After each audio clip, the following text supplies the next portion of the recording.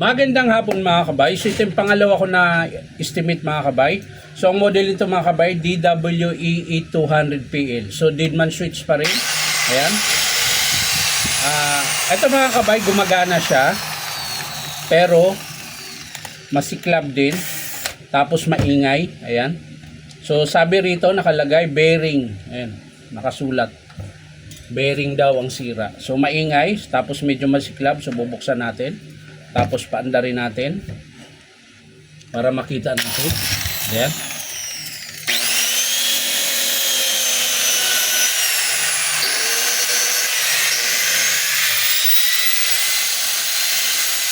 So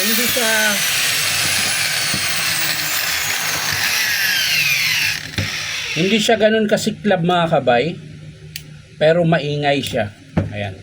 So yung ingay na yon pwedeng sa bearing, pwede rin doon sa kanyang gear and pinion. Ayan. Tapos maiksi na rin yung carbon. Ayan. Tapos para sigurado tayo mga kabay, tanggalin natin yung armature, sisilipin natin. Pero hindi naman po siya masiklab. Para lang tayo makasiguro, kailangan nating tingnan. Ayan. So buo po siya mga kabay, yung armature niya. Medyo palalim na rin. Siguro dahil nahukay. Ayan. Mapapansin nyo mga kabay, medyo palalim na. Pero okay pa yung andar. So dito sa likuran mga kabay, ayan, alug po yung 607 niya. Tapos dito naman sa harap, yung 608, sira din. Ayan o. Laki ng palag. Tapos yung kanyang pinion mga kabay, katulad din ng isa, manipis. Ayan o. Napudpud na po yung pinaka-pinion. Yun po yung maingay. Kaya po siya maingay mga kabay. Ayan.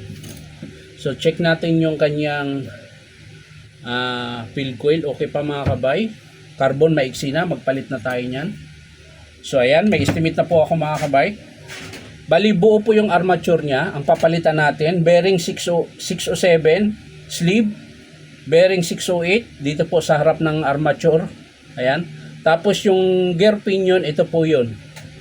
Ito yung pinion na maliit, yung gear nandito sa loob ng gearbox. Ayan. So yan po yung papalitan sa DWE-200PL na grinder.